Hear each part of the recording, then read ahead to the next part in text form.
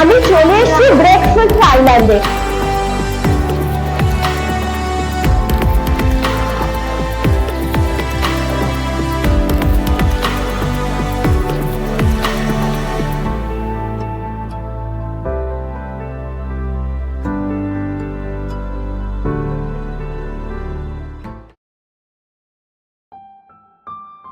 বেড়ানো মানে প্রিয়জনের হাতে হাত, কাঁধে মাথা দিয়ে প্রকৃতিকে উপভোগ করা। বেড়ানো মানে দিদার হইচই অফুরন আড্ডা। বেড়ানো মানে হয় সেই বিশেষ মানুষটি, নয়তো পরিবার পরিজন, কিংবা নিদেন পক্ষে একটা গ্রুপ বন্ধু বান্ধব। কিন্তু সত্যি তাই কি? তবে যে আজকাল একাকী ভ্রমণের চল, কিন্তু বেড়ানো তাও আবার একলা একলা ভালো লাগে কি জানি বাবা। এমন প্রশ্ন করে ঠোঁট উল্টেছেন অনেকেই। আমার মনেও যে প্রশ্ন ছিল না তা নয়, তবে সেই অভিজ্ঞতা সঞ্চয়ে ব্যাগ গুছিয়ে বেরিয়ে পড়লাম একলাই। গন্তব্য পাহাড় ঘেরা অসাধারণ চিলকালে, পড়শি রাজ্য ওড়িশার গঞ্জাম জেলার রম্ভা আর বরকুল। চলুন তবে আমার সঙ্গে আপনাদেরও ঘুরিয়ে আনি। আমার সোলো ট্রাভেলের প্ল্যান হয়েছিল যাওয়ার ঠিক 2 দিন আগে। ঠিকই শুনছেন, আসলে শেষ মুহূর্তে আমার ট্রাভেল পার্টনার যাবে না বলায় আমি 2 দিনেই সিদ্ধান্ত নিই একলাই যাব। তবে ট্রিপটা একটু আমার মতো কাস্টমাইজ করে নিয়েছিলাম। রাত 11:55 চেন্নাই মেল, আর সেটা ধরতেই রাত্রি 10টার পর চড়ে বসেছিলাম রিষড়া থেকে লোকাল ট্রেনে। এখন বাজে রাত 10:44। আমি লেডিস কম্পার্টমেন্টে রয়েছি লোকাল ট্রেনে। হাওড়া যাচ্ছি, ট্রেন হাওড়া ঢুকবে কারশেডে।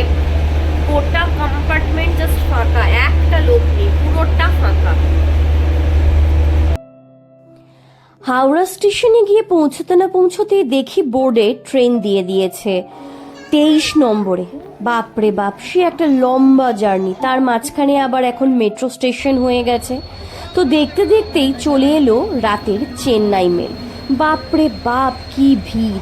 সেই সব ভিড় এড়িয়ে চললাম আমার AC 3 ইকোনমি ক্লাসের দিকে।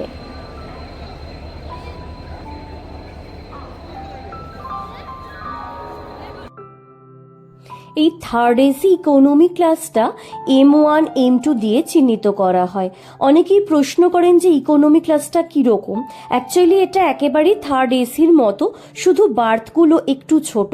এখানে কিন্তু সাইড আপার সাইড লোয়ারই থাকে, তৃতীয় বার্থ থাকে না। এটা একদমই থার্ড এসির মতো।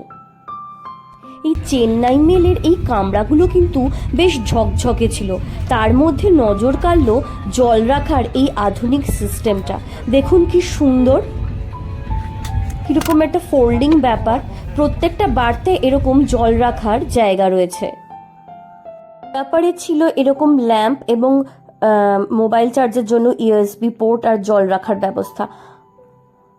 বেশ সুন্দর ছিল ব্যবস্থা, আধুনিক তো বটেই। আরও যে জিনিসটা চোখে পড়লো, সাইড আপারে এসির হাওয়া কন্ট্রোল করার জন্য এই প্যানেলটা চাইলে বন্ধ করে বা খুলে হাওয়া কন্ট্রোল করা যাবে। আর প্রত্যেকটা বার্থে তো ছিলই জল রাখার এই ফোল্ডিং ব্যবস্থাটা। সাইড আবারে মোবাইল চার্জিং এর জন্য এই USB পোর্ট লাগানোর ব্যবস্থা ছিল। আর যেটা আমার ভীষণ ইন্টারেস্টিং লেগেছিল, ভালো লেগেছিল, এই দেখুন চশমা রাখার বেশ ব্যবস্থা হয়ে গেছিল। সব মিলিয়ে রাতের জার্নিটা বেশ কমফোর্টেবল ছিল, আর ট্রেন ছেড়েছিল একদম নির্দিষ্ট টাইমেই। সকালের আড়মোড়া ভাঙতে ভাঙতেই দেখি চায়ে করে চা এসে গেছে। আর তখন জানলার বাইরে চোখ রাখতেই দেখলাম এসে গেছে পাহাড়ও। গরম চায়ে চুমুক দিয়ে এসির কমফোর্টেবল ওয়েদারে বাইরের দৃশ্য দেখতে দিব্য লাগছিল। বলে রাখি, বরকুল বা রম্ভা যেতে গেলে নিয়ারেস্ট রেল স্টেশন হলো বালুগাঁও। হাওড়া থেকে মোটামুটি 7-8 ঘন্টার জার্নি। একাধিক ট্রেন রয়েছে, আমি ডেসক্রিপশন বক্সে সেগুলোর নাম দিয়ে দেব। ট্রেন মোটামুটি ওই 40 মিনিট লেট করে পৌঁছলো সকাল 9টার সময়। বালুগাঁও স্টেশন বেশ সুন্দর, একাধিক ফুলের গাছ রয়েছে, খুব বেশি ভিড়ভাট্টা নেই, ভালোই লাগছিল সকালটা।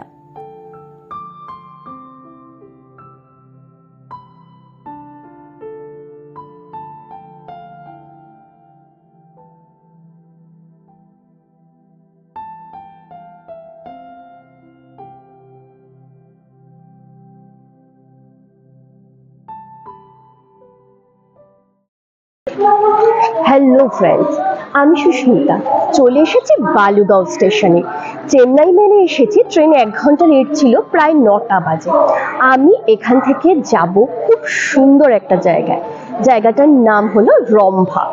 তো আমি এখন 2 নম্বর প্ল্যাটফর্মে নেমেছি। এখান থেকে 1 নম্বর প্ল্যাটফর্মে গিয়ে অটো বুক করতে হবে, তারপর আমি যাব রম্ভায় ওটিডিসিতে আমি রুম বুক করেছি। তোমরা আমার সঙ্গে থাকো, দেখতে থাকো ব্লগটা, আশা করি খুব ভালো লাগবে। ওভারব্রিজের সিঁড়ি দিয়ে উঠে চললাম এই 1 নম্বরের দিকে।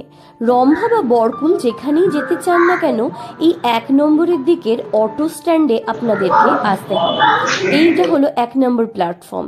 এখান থেকে এইভাবে বেরোলেই একদিকে পাবেন টিকিট কাউন্টার, আর সেখান দিয়ে বেরিয়ে বাঁ হাতে গেলেই এই যে এখানে বালুগাঁও স্টেশন, আর এর সামনেই একেবারে রয়েছে অটো স্ট্যান্ড। আমার অবশ্য সোলো ট্রাভেলের শুরুটা বেশ ভালোই হয়েছিল। পেয়ে গিয়েছিলাম কলকাতার 2টি পরিবারকে, তারা বেশ মিশুকে আর ভালো। রম্ভার ওটিডিসির পান্থনিবাসে যাওয়ার জন্য আমি তাদের সঙ্গেই অটো শেয়ার করেছিলাম। এখানে বলে রাখি, কারোর সঙ্গে অটো শেয়ার করতে হলে অবশ্যই ড্রাইভারদের সামনে এই নিয়ে কথা বলবেন না, জানতে পারলেই কিন্তু তারা রে রে করে তেড়ে আসবে। আমাদের ক্ষেত্রেও তেমনটা হয়েছিল।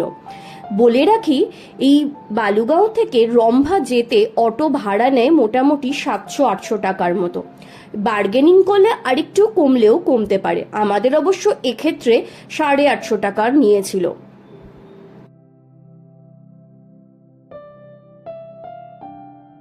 বালুগাঁও থেকে অটোতে রম্ভা আসতে মোটামুটি আমাদের ঘন্টাখানেকের একটু বেশি সময় লেগেছিল।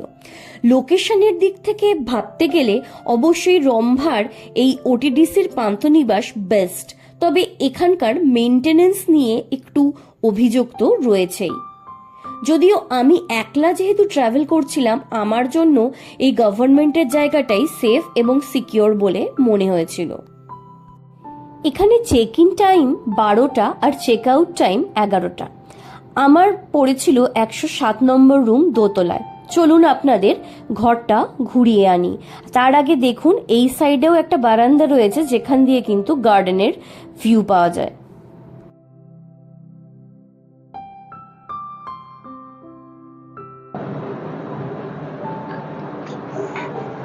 আমি এখন রয়েছি রম্ভা ওটিডিসিতে। তো আমি এই ওটিডিসির রুমটা দেখাবো।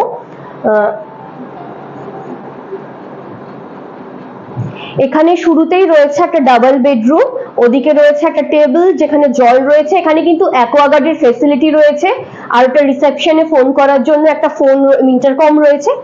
আর এখানে একটা রয়েছে হচ্ছে ড্রেসিং টেবিল, একটা ইলেকট্রিক কেটলও দেওয়া রয়েছে, সাবান দিয়েছে। আর এটা হলো এসি, মানে একটু এসিটা হচ্ছে উইন্ডোজ এসি আর কি, স্প্লিট এসি নয়।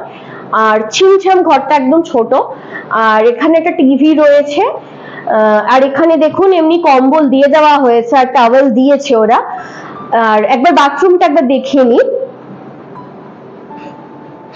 এমনি একটা কোমোড রয়েছে, এখানে একটা বেসিন রয়েছে, আর এখানে শাওয়ার আছে, আর এখানে হচ্ছে একটা গিজারও রয়েছে।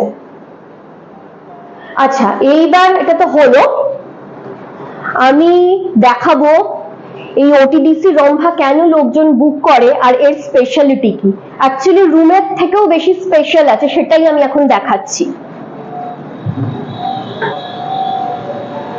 এই যে এই সামনেই দেখা যাচ্ছে রম্ভা লেক, মানে যেটা চিল্কার পাহাড় ঘেরা। এই জায়গাটা অসম্ভব সুন্দর, মানে ওই যে দূরে দেখা যাচ্ছে কটেজ, ওই কটেজ গুলো ভাড়া নিয়ে থাকা যায়। আর হচ্ছে চারপাশটা খুবই সুন্দর, ওইখানে গেট রয়েছে আর সামনেই রম্ভাতে এবার কি বোটিং করা যায়, লেক রয়েছে।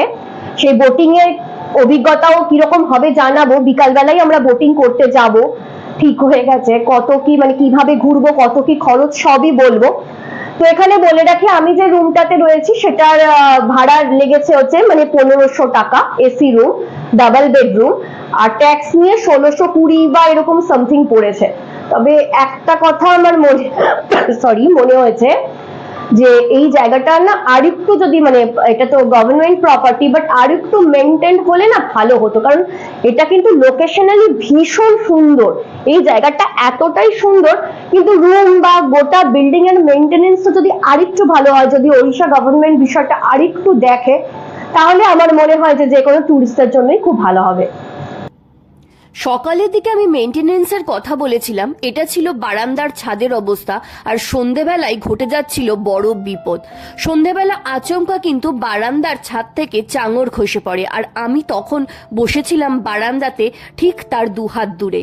তবে এর পরও রিসেপশনে ফোন করার সত্ত্বেও এখানকার কর্মীদের তেমন হেলদোল দেখিনি, যেটা আমার অত্যন্ত আশ্চর্য লেগেছিল।